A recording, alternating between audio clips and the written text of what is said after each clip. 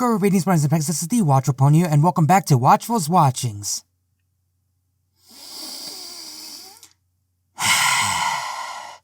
So it's come to this, has it? I make it no secret that I'm not a fan of friendship with witchcraft. I have on more than one occasion taken jabs at it and expressed my disinterest in it. I know it's not like my worst enemy ever compared to Voice of Reason, but all the same, I do have my problems with it. And so since I'm a reviewer in the pony community, it seems like it was only a matter of time before I had to talk about it. And not only did Patreon unanimously vote on this, but with the last BC coming up really soon, I think it's only appropriate I view something that was once considered a big deal in the community. I know it's hard to believe, but there was a time when friendship with witchcraft ruled the brony community. It was considered the best thing the community ever did. Hell, when I went to BronyCon back in 2012, it was one of the biggest panels there. But nowadays, it's kind of become much more obscure since they don't really make episodes anymore. But its legacy can still be felt in stuff like Sweetie Bot. And now it's time to take a look at it. However, this isn't going to be a standard review, and there's two reasons for that. Number one, it's not exactly something you can do a standard review on, it being an abridged series or a parody or whatever you want to call it. And my second reason why I'm doing it like this? Well, it's because people love this show. Not tolerate it, not find it flawed but fun, no, legitimately and passionately love this show. No joke, go back to a few years when Voice of Reason and Mr. Ernst did dead reviews on it, they got slammed just because they were a little negative. And you know what? Fair enough. I am not someone who wants to tell people what they should and shouldn't like to watch. I do reviews, and at the end of the day, I do them to entertain first and inform second. At the end of the day, I encourage everyone to think and feel for their own no matter what I say, and I also respect them no matter how they feel about the show or my review. And the last thing I want is for us to become ants. Especially not if we were human-sized ants, good lord, it'd be like them all over again. Which is why I'm not going to do a standard review format where I'm just going to smack talk and critique every little thing about this. No, instead, I'm going to take a book out of Linkara and instead format this like a top 15 list. These are the Watchful Pony of the Watchful Pony's YouTube channel, top 15 issues with friendship is witchcraft.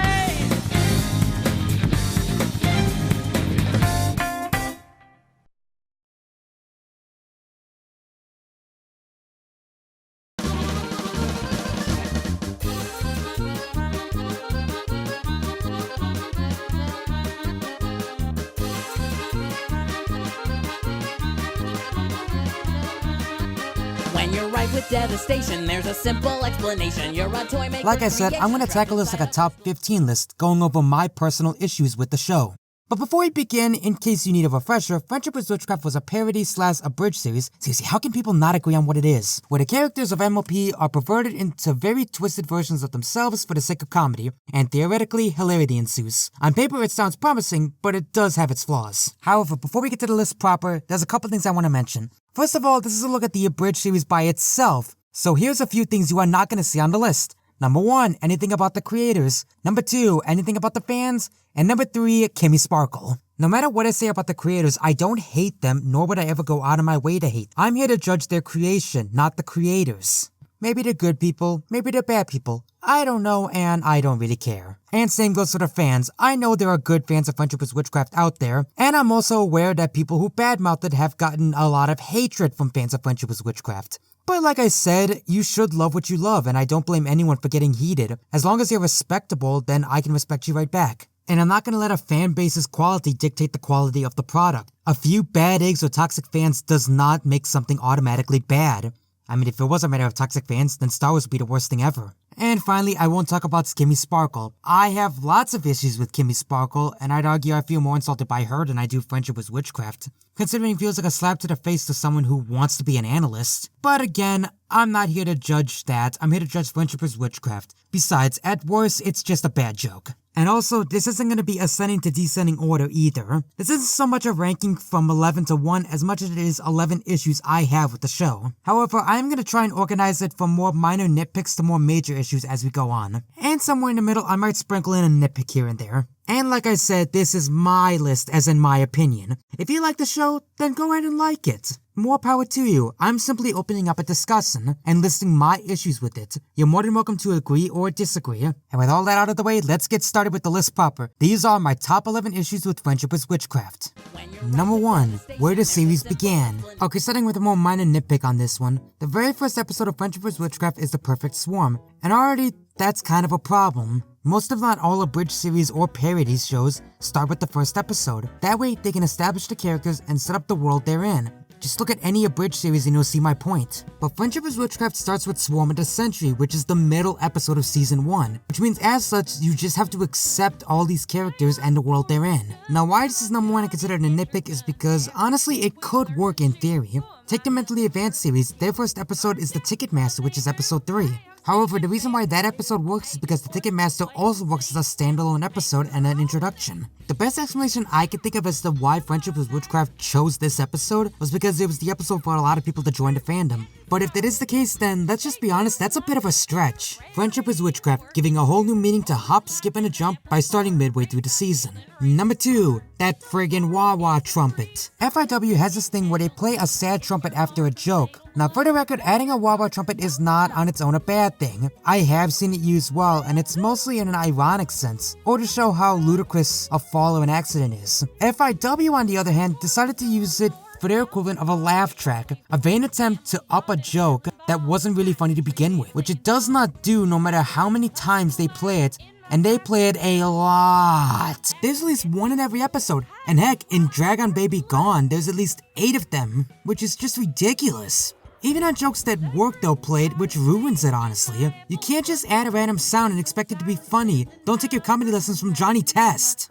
Number 3, their references. Referential humor is just as important as any piece of humor. Calling back to past jokes or other shows or even a community can be very funny and nice. But FIW does referential humor in a very wrong way. Take this one from the first episode. We didn't have any guests last night.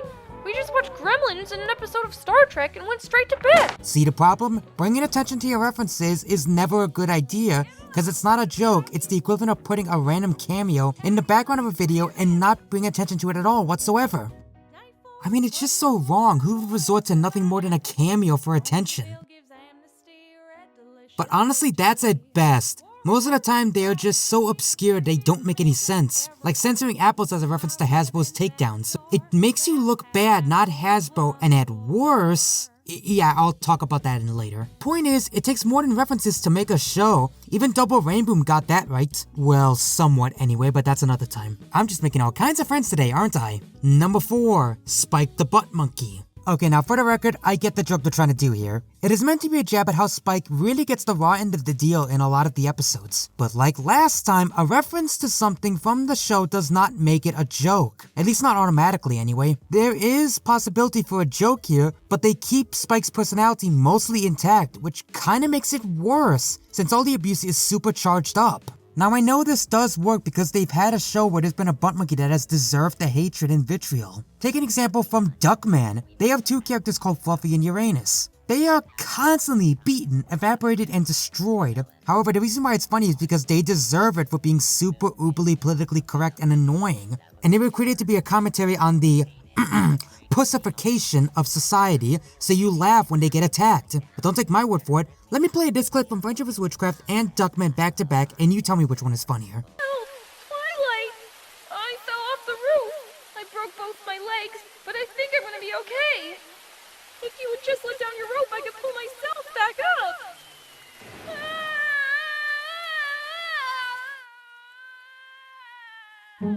up! Suppose you're the chairman of a large... Chairperson of a large corporation that makes meat on a stick. Oh, Mr. Duckman, we couldn't support the killing of animals for food. You're the chairpeople of a large, environmentally friendly corporation that produces wholesome apples. Now, you're supposed to prove that someone died of natural causes. What would you do? Are the apples free range or are they grown in captivity?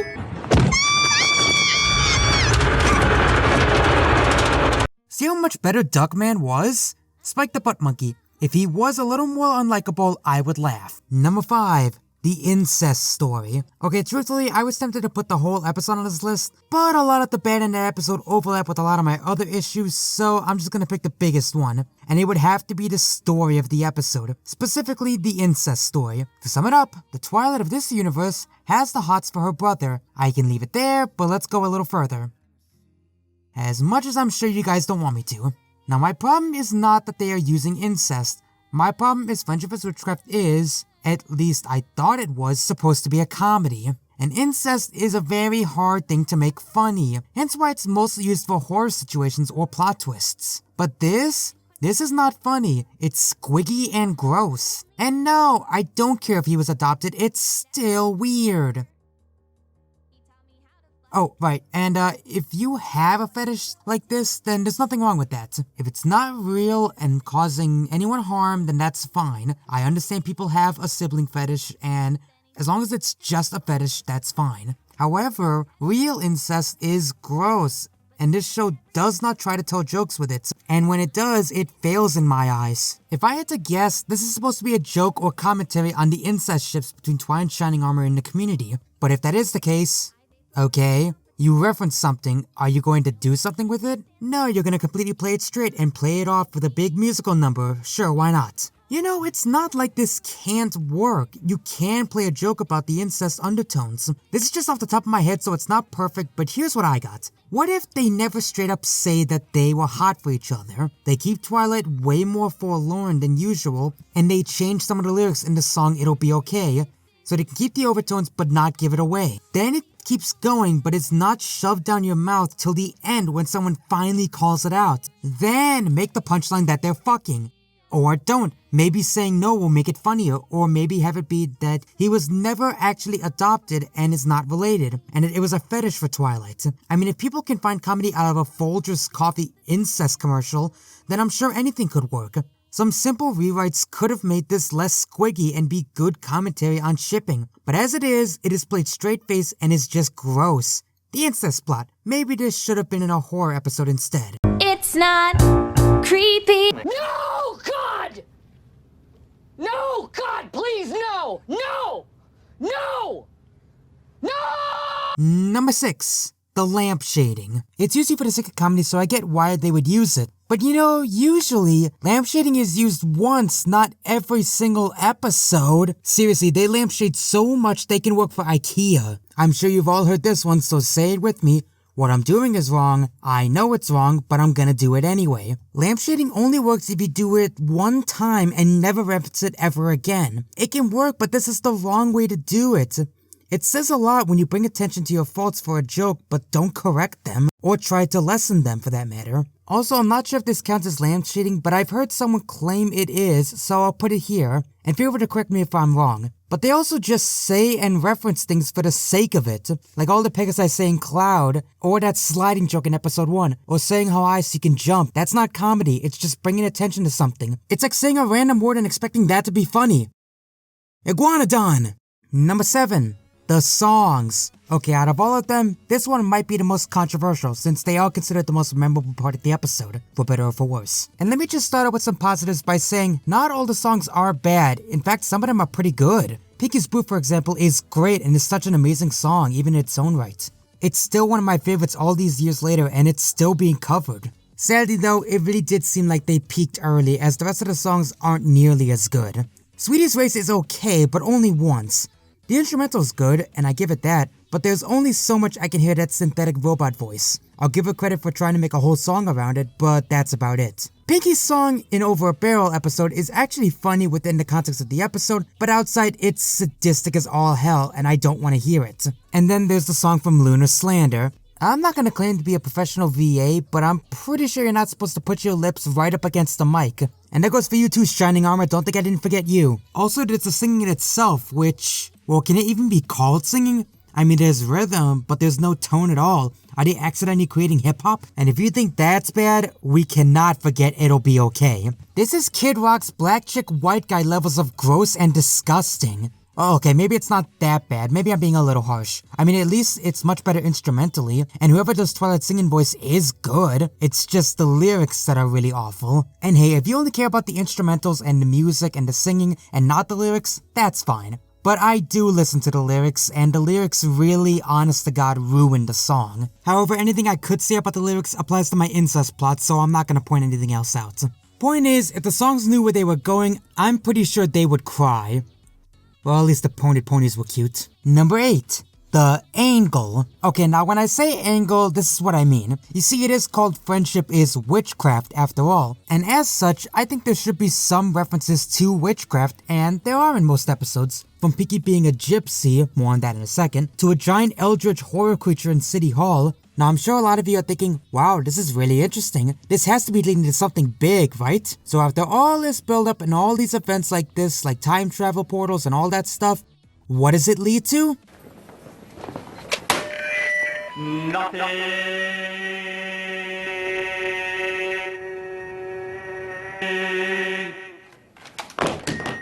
You have gotta be kidding me! All of these leads to nothing in the series at all! And yes, before anyone says anything, I know they don't have to do anything with that plotline, but it would have been nice and would have elevated it a tiny bit. And please don't try to defend this as subversion.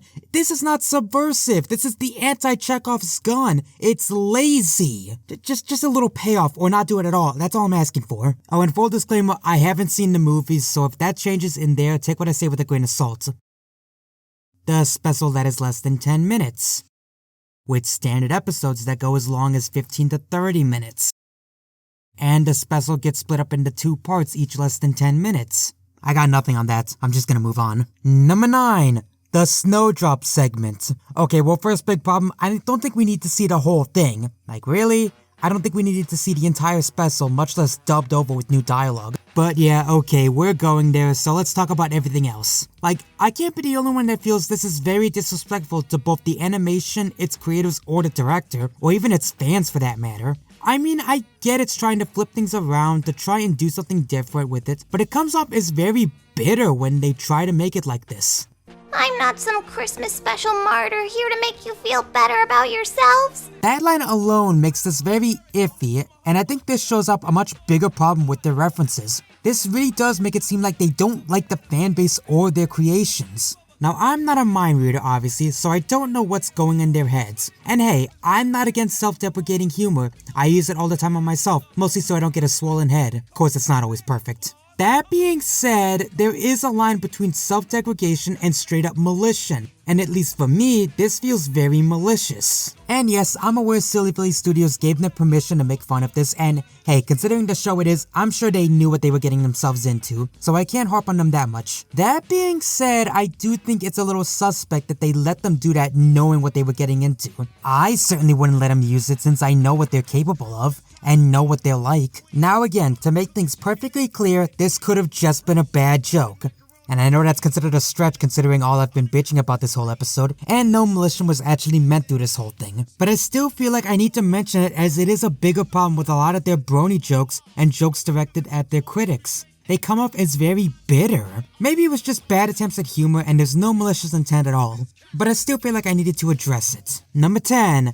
The characters. Yep, we finally get to one of the big ones, one of the main criticisms Friendship is Witchcraft gets, its characters. So let's talk about them. They are meant to be perversions of the ponies we all love, I get that, but they are all either super lazy in their execution or just not good. Here, let me show you. I already mentioned Spike and how he is a butt monkey, but Twilight is just a straight up dictator and an asshole. Fluttershy is a cult leader and an asshole. Rainbow Dash is an egomaniac who loves saying her name over and over and is an asshole. Pinkie was the straight mare, but then became a gypsy, which was an extreme downgrade. Rarity is obsessed with hats, fought in a war and is an asshole, and AJ fought in a war. You see a pattern yet? All the characters are amoral assholes, and on paper this could work. I'm not against all the MLP characters being assholes. That being said, you gotta do something interesting with them, man. Making them just assholes is not enough. Here, let me try it. I'll give you some examples of how to do it right. Fluttershy, she's obsessed with being the mother, so how about give her a patty cakes personality, which she's obsessed with babies.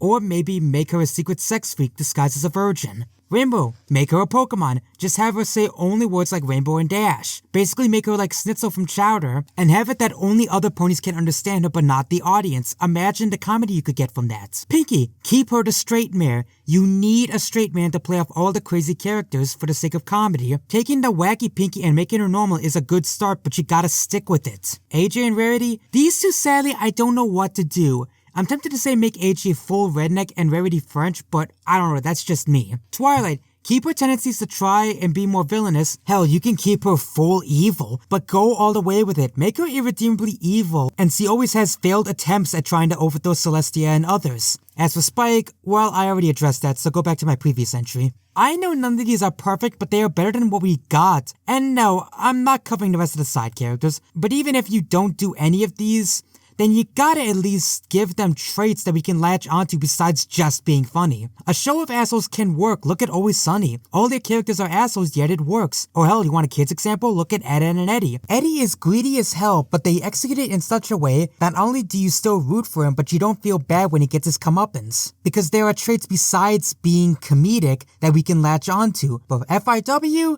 there's nothing there for us to latch onto at all. The characters. I think Marty McFly said it best. He's an asshole. And my final number 11 biggest problem with Friendship with Witchcraft is...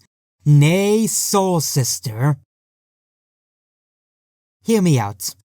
I'm sure a lot of you are shocked by this entry, wondering why an episode is here when I didn't put Fully Matcha Pony anywhere on the list. And why this episode is here when most people consider it one of the best. Well, yeah, it is. I'm not joking and I'm not trolling you either. This is a great episode. The comedy is great, the story is great, the characters work. Sweetbot is the best character the show's ever made and is amazing in this episode. And she was previously established, so we have a basis to go off to, and she's not just completely pulled out of their ass. This episode is great. So, why is it on the list then? Well, because it proves something. Something I've always known about the crew, and something I think a lot of people knew, even the diehard fans, that the creators can do better.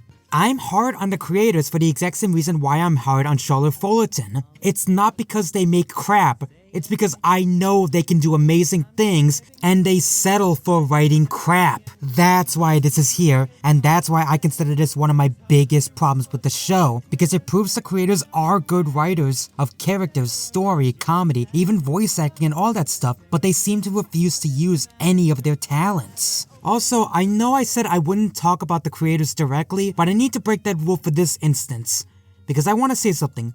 Cyclops, or any of the creators for that matter, if you see this, then let me make this clear. I don't just make this episode to bitch. Hell, my Patreon has voted for it, so blame them, not me. Okay, joking aside, I made this to prove a point. Your previous episodes may not have been amazing. Hell, Dragon Baby Gone was really not that good, but they were you. And then you make this, something funny, compelling, with amoral characters, and it worked. It worked to high heaven. And you throw it away with every episode after it, focusing on bad at best and mean-spirited at worst jabs at brony culture, with bad jokes and even worse characters, and mean-spiritedness with anti-humor out the wazoo. I could have said the humor was the worst thing about this show, but I chose this because I know you can do better. Better than the mean-spiritedness of Cherry Bomb. Better than the self-degradation of the fanbase in Seed No Evil. Better than whatever the hell Fully Matcha Pony was. But it looks like you are done. Sitting on $700 a month in your Patreon, and going years at a time without releasing episodes of a big movie special. Personally, if I were backing you guys, I'd be disappointed and I'd spend my money on something else. But I'm not going to tell anyone else to do that because I know this series means a lot to people, and I won't deny them the right and privilege to support it with their hard-earned money. But